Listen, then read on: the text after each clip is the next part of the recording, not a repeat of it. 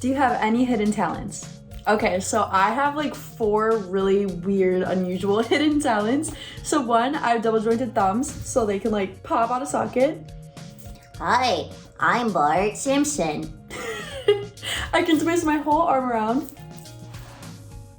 And I can do the wave with my eyebrows, but I can only do it when I'm not smiling, so. If I could only choose one meal to eat for the rest of my life, what would it be? See, now this one's a tricky one because I like to eat, so I have to be very smart. I feel like I would pick steak dinner because then I can also get some garlic shrimp scampi on the side with some mashed potatoes and butter. And then I'm gonna get a nice Slurpee, Mountain Dew Slurpee, and a Caesar salad. And I'm gonna finish with chocolate cake and chocolate ice cream. If I could find out one thing about my future, what would it be? I think I just wanna know if I ever find a husband.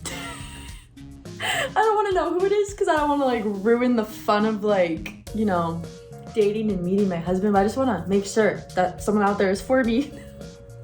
What advice do I have for someone that wants to become a social media creator? So my number 1 piece of advice for you guys is to 1, have confidence, and 2, stay consistency. If you have those 2 qualities, then you can make it in just about anything. Social media is the same as any other job you want to do. You have to stay consistent and you have to work hard. It doesn't come easy. And especially when you start to blow up and you start seeing your videos go viral, you have to stay consistent. You have to post every day. You have to keep up with the trends. So don't give up, just keep going because all it takes is one video. You could post like thousands of videos and there's that one that'll blow up and change your whole life forever. So just keep at it if it's something that you're truly passionate about. Who are my role models? So I have one super important role model in my life and he has taught me everything I know, and if it wasn't for him, I would not be where I am right now, and that is my grandpa. This man is the kindest, most giving, most supportive human being in the world, and I want to be like him so badly. If I could have just a sliver of the kindness and care that he has for people, then I made it. What is my favorite holiday? Hands down, easiest question to answer, Christmas. I am the biggest Christmas girl you will ever meet. Literally, Halloween night, I start decorating for Christmas. Like literally November 1st at midnight, I have all my Christmas decorations up. It's just the most joyful time of the year and everyone's so happy and I just love it. Gussie wanted to say hi to everyone and he's giving me kisses. My sweet boy. He's giving me kisses. And his little love bites. If I had to describe myself in 4 words, what would they be?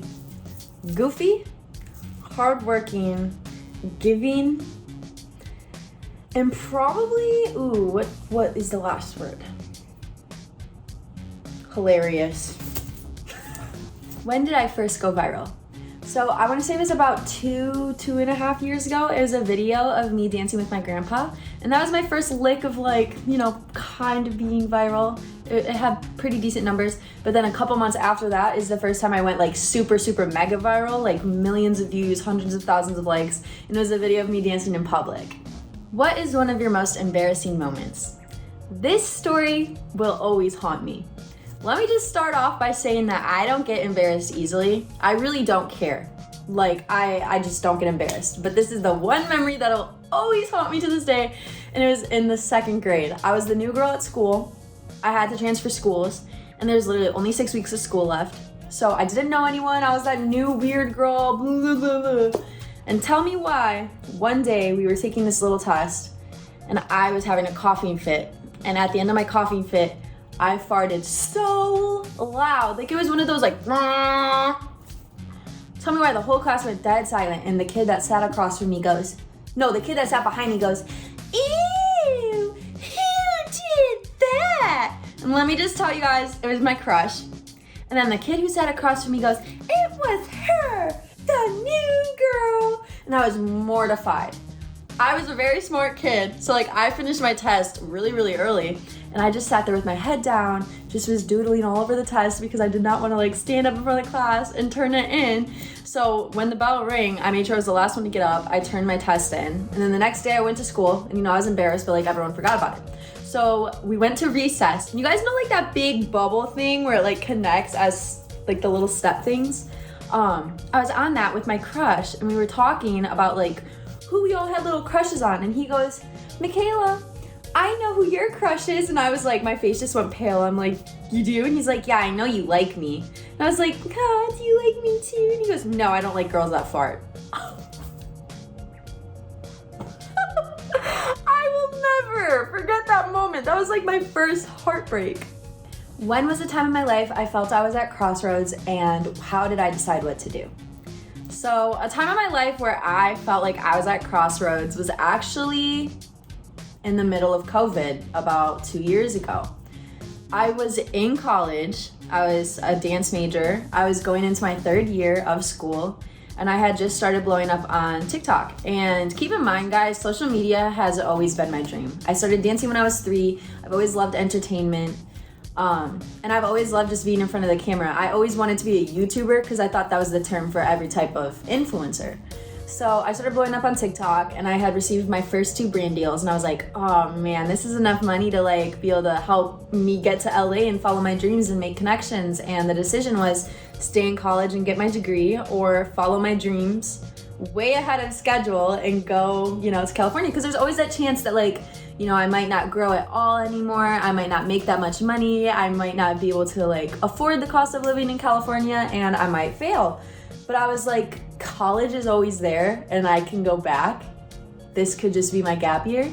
And that's the worst case scenario if things didn't work out. I move back home, go back to school. Or I could end up not failing and really succeeding at a young age and making all my connections. And fortunately, I just came out here with a really strong head on my shoulders, and I had a goal and I achieved it. So I'm really happy that I took the risk, because now I'm living my dream life. Who were the first creators that I followed on social media? Honestly, the creator that I remember the most following on social media was Jenna Marbles. She's like the furthest back I can remember. I loved Jenna Marbles so much. Do I see social media as my long-term career path? And if not, what else could I see myself doing? So absolutely, most definitely, I see social media being my job literally forever. I'm looking forward to the day where I'm like an 80-year-old granny still shaking my booty with my grandkids. I love social media, and I love that I'm able to like inspire others and really spread messages, through my platform. So I know it's definitely gonna always be a piece of my life, but it's not gonna be the only thing. I definitely wanna start a clothing brand. There's some really big like company things I want to like start creating and like be the CEO of, but I'm not gonna share any of that yet because that's like long term down the road. I am also a singer, so I see myself, performing and just creating music and doing all of that. I also want to get into voice acting.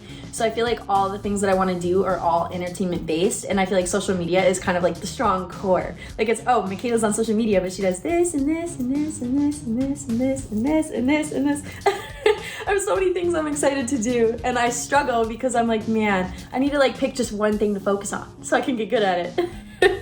What advice would I give to my past self? So this is actually a really super easy question. I would tell myself to stop worrying so much about what others think about me and just do what I want to do. I feel like I used to always take what others said to heart, and I would believe what they said, and I felt like I would always had to like people please. I was such a yes man, like I could not say no to people. And now I'm like really focused on myself, and I've really worked on my self-love journey, and I know that ultimately like I am the best person to lead myself. So I definitely just wish that I would have figured that out a little sooner and had confidence in myself, because confidence is like the number one thing that saved me. Now that I'm so confident in myself and what I'm doing, no one can stop me.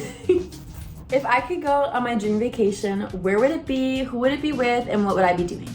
So my dream vacation would definitely be going to Bora Bora with the love of my life, and I want to stay in one of those little like, have you ever seen like the like brown bridges that go into like the crystal clear blue water, and then it's like the little like, I don't know, is it like a hut or, guys, excuse me, I'm doing my job, mister. It's like those little like hut thingies, resorts, I don't know what to call them, and they're like the little brown ones, and it has like the water slides that go in. That is my dream vacation, and I want to be able to just like eat breakfast on a plate in the pool that's like over the ocean. Like, I just want a super romantic trip with the love of my life, and if he doesn't put roses on my bed that say I love you, I don't want it.